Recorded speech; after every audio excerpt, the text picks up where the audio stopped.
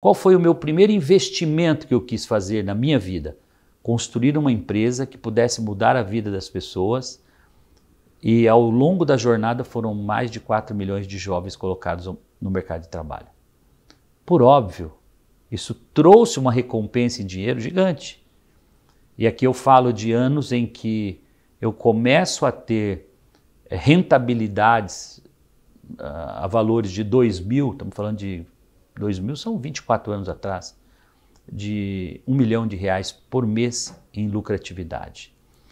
Mas quando você olha para aquele dinheiro e para o momento do que ele representava, ele era primeiro convertido em construir um patrimônio pessoal. Você ter a melhor casa para morar, o melhor carro, conforto para a família. Então eu fui construir a casa dos meus pais, eu fui construir a casa para a família da minha esposa. E aqui assim, de uma forma geral, todos muito bem. Foi a minha primeira etapa de investimentos. No segundo momento, as reservas e aquilo que começa a ser excedente de lucro, eu comecei a pensar, e foi em 2003 isso, já estou dando um salto aqui de 91 para 2003. Foi quando então eu invisto e monto minha segunda empresa, que viria a ser o Instituto Embeleze, em sociedade com a indústria de cosméticos Embeleze no Brasil. Então eu comecei a investir parte do meu lucro já montando uma segunda empresa que pudesse somar dividendos no futuro, para que em algum momento tudo isso se tornasse muito relevante. Ao longo dessa trajetória, eu posso dizer a você que eu aprendi a montar empresas que no princípio, no começo, custavam R$1. Mas ao longo da jornada, a receita ia sendo reinvestida, todo o lucro sendo reinvestido no próprio negócio, contratando as melhores propagandas possíveis, contratando o melhor time possível de gestão. Então não houve ganhos substanciais até 2008.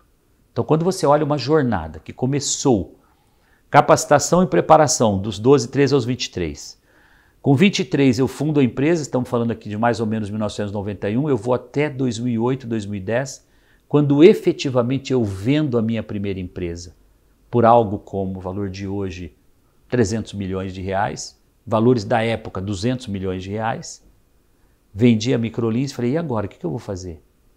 43 anos de idade, 100 milhões líquido na conta. Foi aquilo que eu contabilizei, paguei o que devia, fiz a rescisão, enfim, eu tinha sócio, tinha o Fundo Pátria como sócio na época, então cada um pegou sua cota à parte ali e seguiu a vida.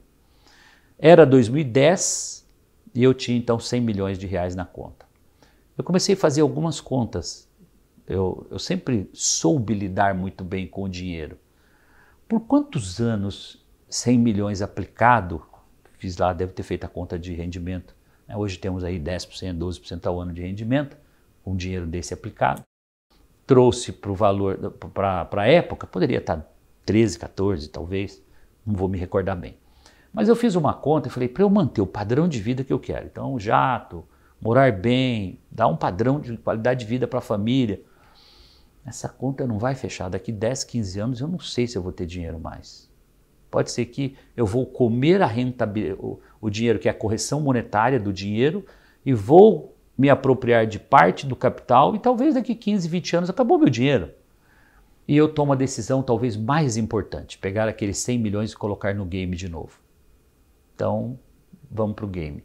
2010 eu fundo a SMZTO, Hold Franquias, com o objetivo de usar toda a minha experiência com Microlins e com o Instituto Embeleze em novas aquisições de empresas e que elas pudessem ao longo do tempo me trazer muito mais ativos e por consequência muito mais dividendos.